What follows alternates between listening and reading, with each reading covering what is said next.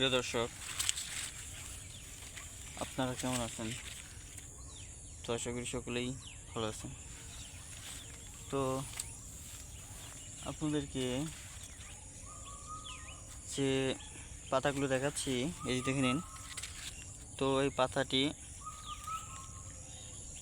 ধুম্বা গাছের পাতা। তো আমরা জানি ধুম্বা একটি সবজির নাম। তো প্রিয় ভাই বন্ধুরা, গ্রামগঞ্জের মানুষেরা কিন্তু তারা ধুম্বা চাষ করে বাড়িতে, জমিতে, এবং কি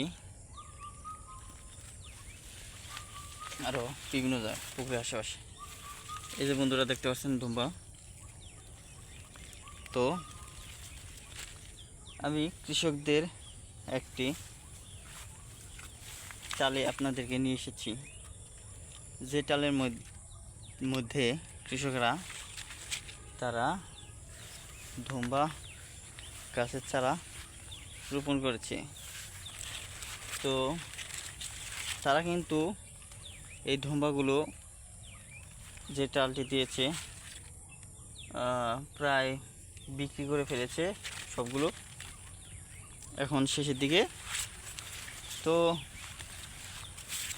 বন্ধুরা, আপনারা ধুম্বা চাষ করতে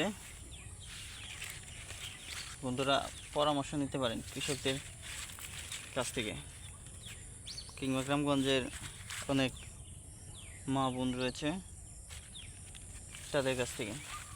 তো আমাদের সাথে যোগাযোগ করে পরামর্শ নিতে পারেন। ধন্যবাদ আপনাদেরকে।